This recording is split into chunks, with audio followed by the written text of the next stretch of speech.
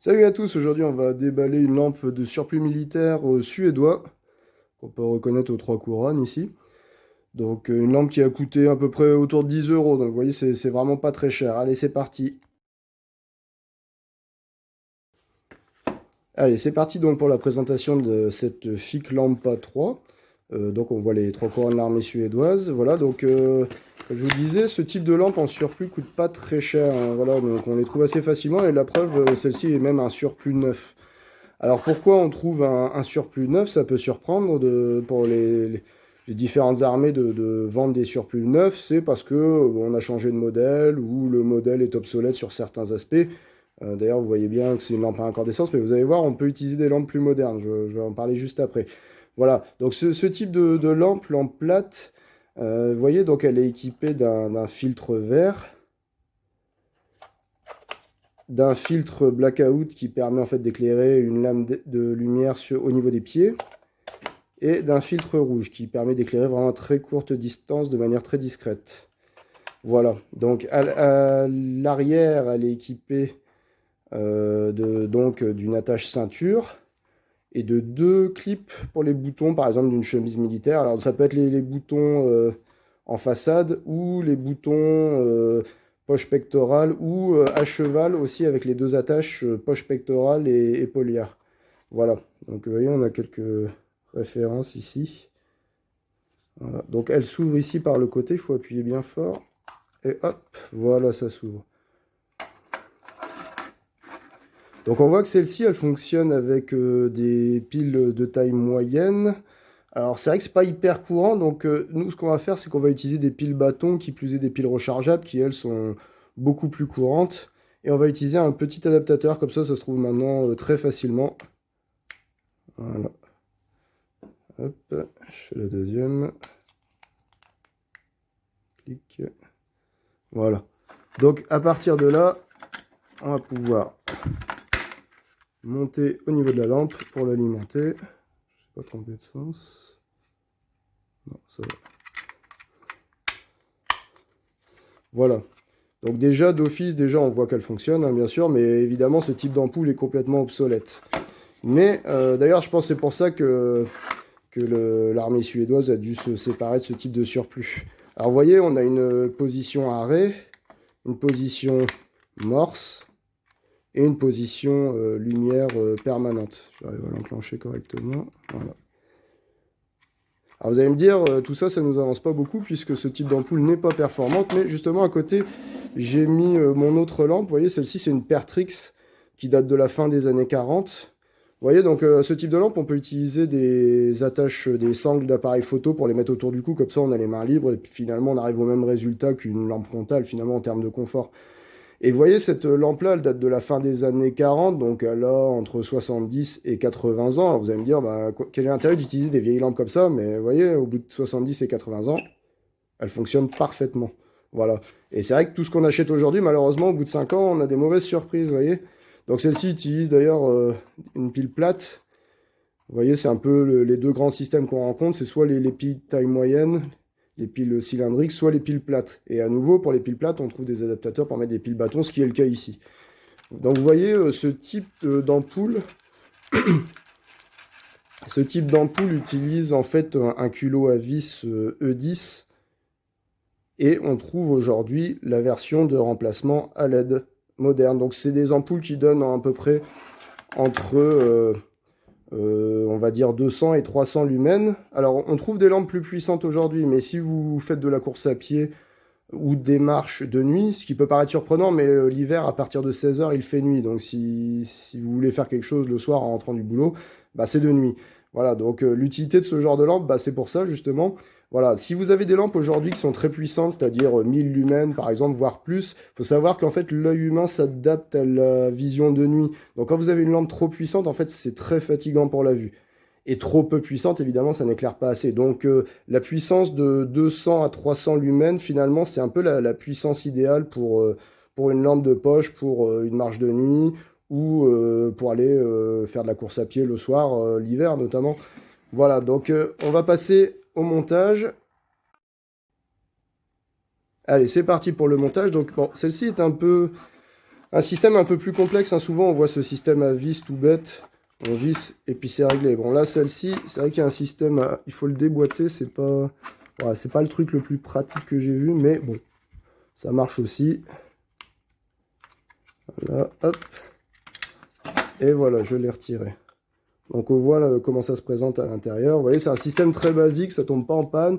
Alors ce type de lampe résiste très bien à l'eau, hein. Il n'y a pas de joint d'étanchéité, mais ça a été conçu pour que l'eau de pluie ruisselle dessus. D'ailleurs, on voit en dessous les trous éventuels pour évacuer l'humidité, la condensation ou l'eau qui aurait coulé à l'intérieur. Donc voilà le type d'ampoule E10 à filament, qui sont complètement obsolètes évidemment, parce que ça consomme énormément de courant et ça éclaire très peu. Voilà. Et voilà, donc je vous fais un petit zoom, hein, sur le dos. En fait, il y en a une petite pièce métallique qui sert de pas de vis. Voilà. Ma petite lampe à LED moderne, culot E10. Et on va la visser comme ça. Voilà.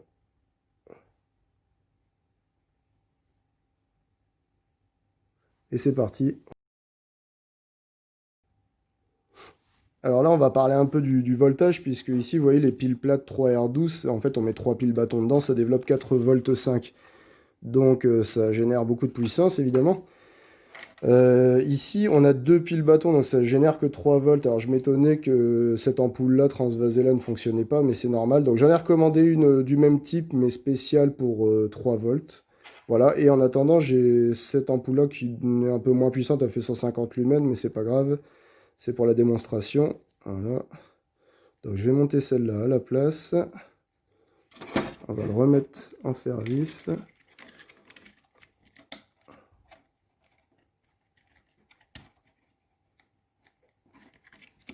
Voilà. Hop, on met un petit coup de serrage. Et voilà. On voit, ça éclaire. Bon, elle est moins puissante que l'autre, hein, mais c'est pas grave. Comme je vous disais, ce modèle-là, il existe en 3 volts, donc on va pouvoir la changer ultérieurement. Mais voilà, c'est juste pour présenter. Donc voilà, on a une lampe militaire de l'armée suédoise, neuve de stock. Bon, celle-ci est en plastique, donc bon, elle résistera très bien aux éléments, à la corrosion. Avec une ampoule moderne à LED. Bon, celle-ci, c'est pas la plus puissante, mais c'est pas grave, elle va arriver. Des piles bâtons standards rechargeables avec des adaptateurs. Et j'en mettrai une deuxième à LED ici en remplacement. Voilà. Donc comme ça permet d'avoir une ampoule, enfin une lampe moderne, neuve et militaire. Voilà. Donc je vous disais le filtre vert, le filtre rouge et le blackout. Voilà. Maintenant on va regarder comment ça s'accroche à une chemise. Voilà, alors pour comprendre comment ça s'accroche, donc soit vous mettez un cordon ou une sangle d'appareil photo, et auquel cas vous l'avez autour du cou et vous avez les mains libres, comme avec une lampe frontale. Soit là je vous ai mis une chemise de surplus de l'armée autrichienne, et donc vous avez en fait le système d'attache qui vient se mettre ici dans les boutons. Je ne vais pas l'accrocher complètement, c'est juste pour montrer comment ça se présente. Voilà. Donc soit vous la mettez à pendre comme ça. Voilà. Alors bon, si ça correspond avec le bouton du bas, vous pouvez l'accrocher aussi avec le bouton du bas. Alors, en fait, soit vous la mettez à pendre comme ça devant et vous avez les mains libres. Soit vous la mettez à pendre à la poche pectorale. Et à nouveau, vous avez les mains libres. Soit aussi, l'autre montage possible, c'est de le mettre à cheval entre le bouton de la poche pectorale et le bouton de l'épaule. Voilà, comme ceci. Ce qui permet aussi d'avoir les mains libres. Voilà.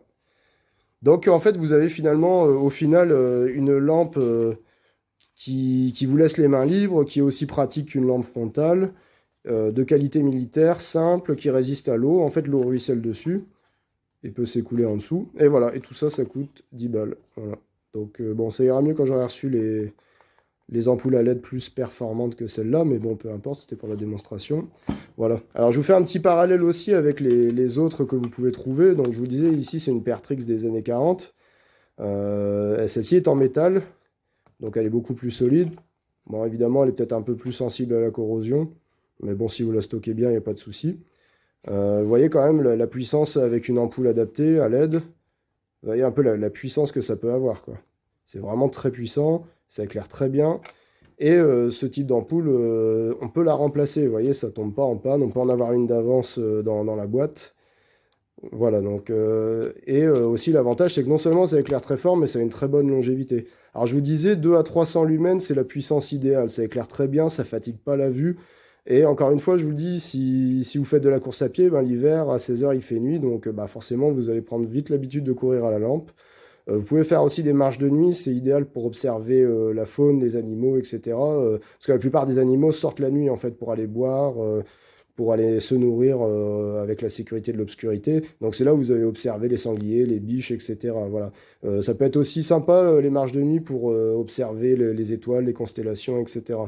Voilà, donc je vous ferai d'autres vidéos sur les lampes militaires plates. On les trouve assez facilement. Ça coûte, je vous dis, en général, bah, les deux, là, chacune a coûté environ 10 euros. Donc on peut pas dire que ce soit la ruine. Et ça tombe pas en panne. Voilà. Allez, je vous dis à très bientôt. Ciao!